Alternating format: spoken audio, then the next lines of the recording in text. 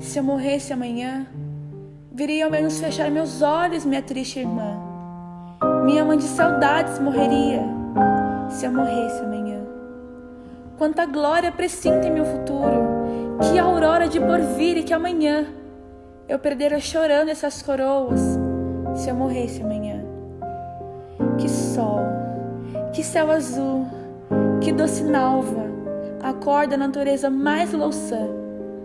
Não me batera tanto amor no peito, se eu morresse amanhã.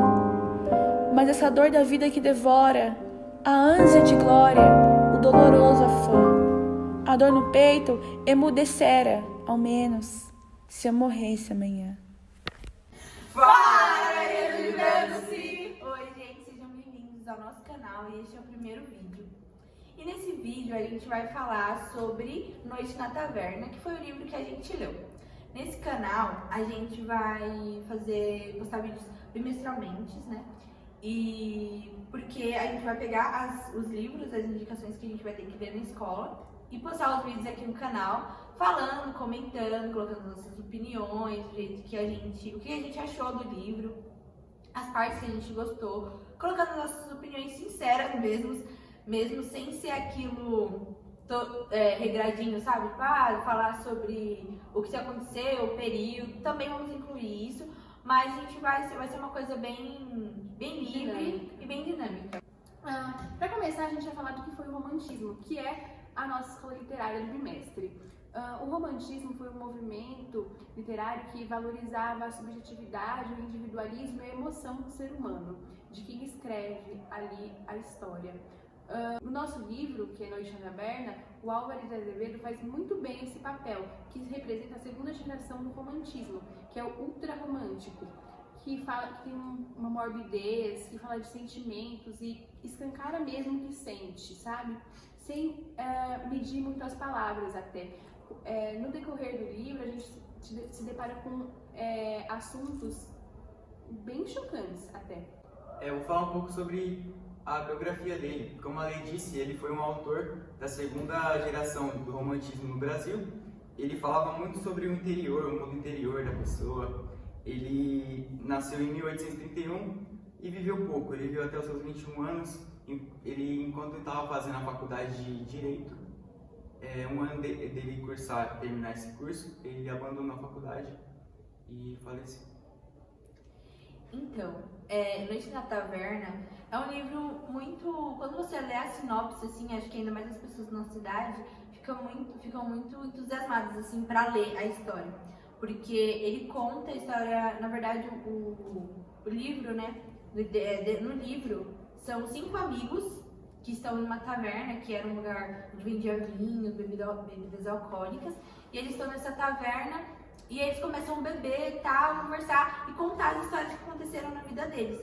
Mas não é uma história como a gente conta, tipo, a gente saiu tal dia, aconteceu isso, aquilo. Gente, são umas histórias, assim, um pouco macabras até. Você viu aquela que fala de necrofilia? Meu, quando eu li o livro, eu falei assim, não, eu tô lendo o livro errado, sério. Meu, tem um trecho muito bom sobre necrofilia, que, tipo, pega muito esse assunto, ó. Vou ler pra vocês. Lá estava a mulher que lhe provocava tantas alucinações e insônia. Era agora uma defunta.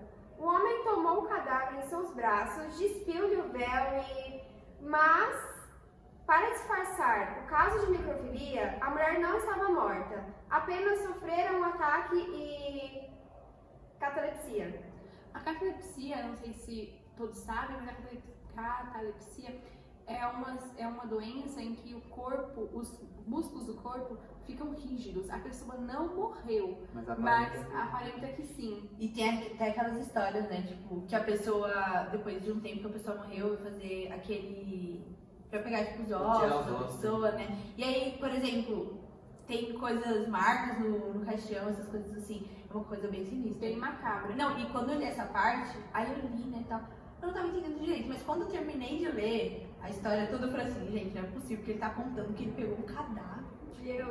Exato, e gente, a doença, na verdade, foi só uma desculpa, porque o caso de necrofilia realmente aconteceu. Ele só usou como desculpa, mas na história realmente aconteceu um episódio de necrofilia. E o interessante é a gente perceber que às vezes, por mais que seja chocante, assim, isso acontece, que eu tava comentando, assim. Porque existem casos, né, Rafa, você viu? Aham.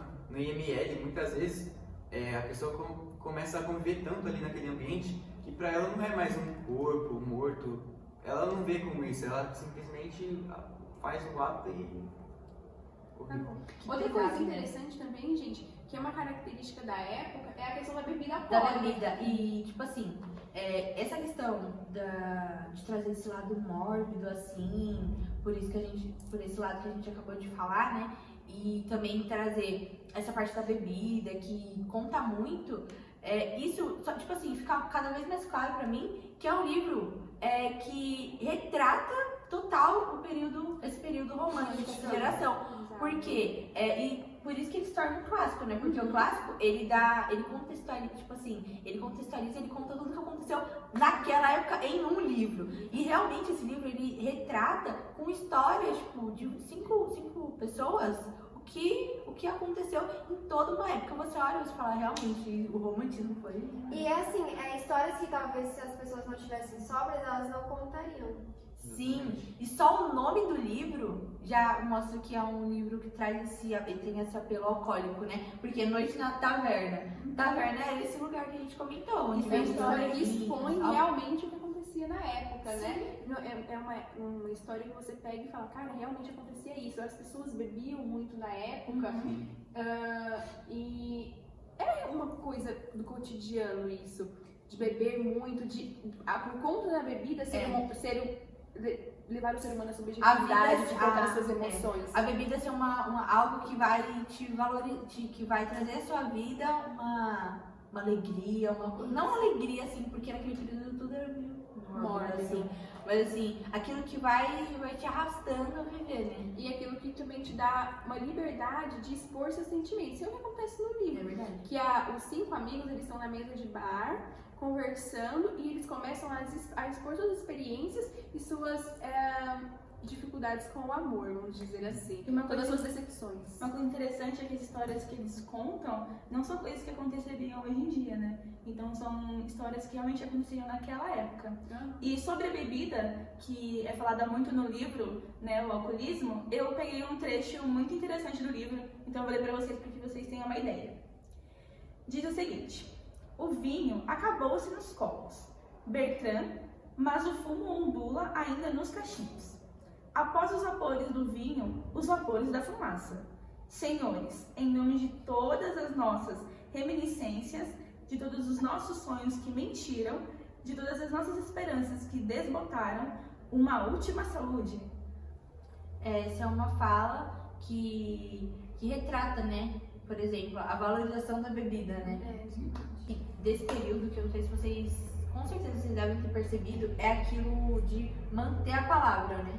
Por exemplo, eles beberam, e aí um deles contou uma história de quando ele brigou com um cara e tal, e ele contando que eles falaram assim, não, então a gente vai lutar. E aí quem morrer, tipo, morreu.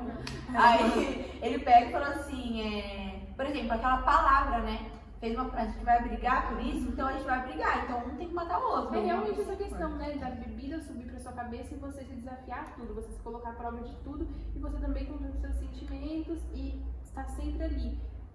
Tudo isso, o livro todo é contado em cima de um devaneio de uma bebida, de beber muito.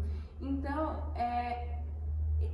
todo livro é subjetivo mesmo, ele fala do sentimento real de quem tá vivendo aquilo e até do autor. O autor vivia essa vida de beber, de estar sempre aproveitando a vida. Quando ele foi para a faculdade de Direito aqui em São Paulo, ele teve a oportunidade de ir para fora do Brasil, porque os pais tinham boa condição de vida. Mas ele não foi, ele ficou aqui em São Paulo para fazer a faculdade de Direito. E é uma vida que ele vivia realmente. Ele ia para muitas festas, para muitos bares, da cataberna, como era dito na época, festejar. Então, você percebe-se que realmente é uma coisa vivida na época. Ele retratava, né? Retratava o interior dele. E outra coisa que mostra também durante as histórias é que esse egoísmo, né? essa olhar só pra si. O individualismo. Porque mostra que quando eles bebem, as histórias que eles contam, eles não estão preocupados com o outro. Por exemplo, que é o caso que você leu, quando ele pega um cadáver. Ele não estava pensando em ninguém, porque se ele tivesse, eu não teria feito isso. Ele estava pensando nele. Ou seja, é um egoísmo, assim, enorme. Aos prazeres, né? Você Sim, serve aos seus exato. prazeres.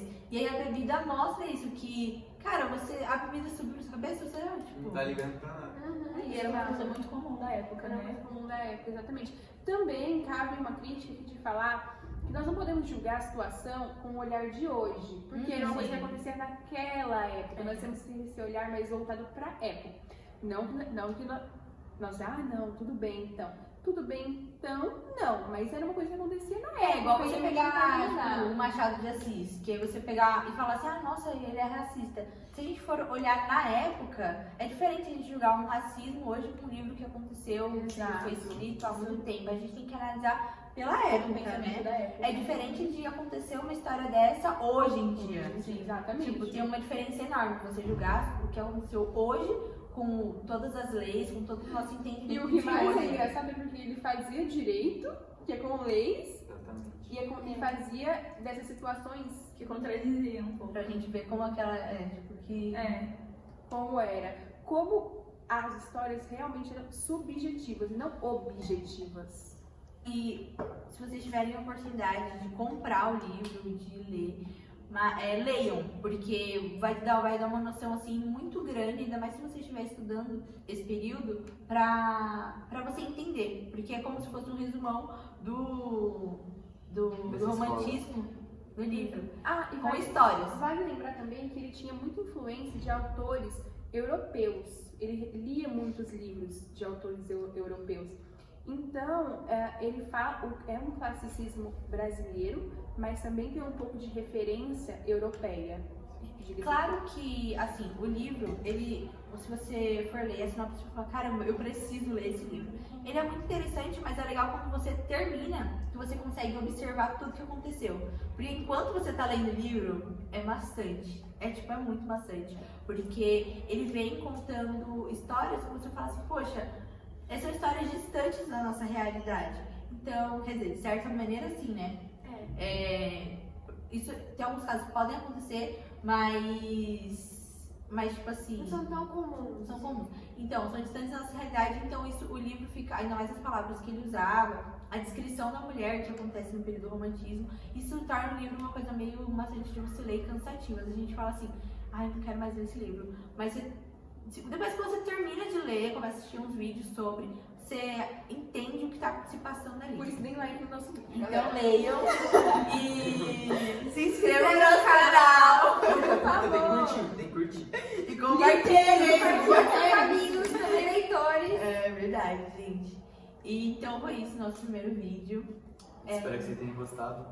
Foi um vídeo bem Descontraído, leve, assim. descontraído. E a gente colocou as nossas opiniões, que a gente achou mesmo, assim, bem sincero pra vocês. As partes que nós achamos mais legais, não sei se é... Se vocês tiverem partes mais legais, Comentem aqui na Podem comentar. E deem sugestões de livros, não do período romântico, assim, porque eu prefiro do período romântico. Eu não. Gente, não sei o que eu prefiro. Eu gosto do barroco. Mas você gosta do padre do Sérgio Eu Vieira. gosto do Mas período. Não, é verdade, porque do Gregório de Matos eu não Então é gosto. isso, gente. Até o próximo bimestre. Até o próximo bimestre. Espero que vocês tenham gostado do nosso vídeo. Tchau. Tchau!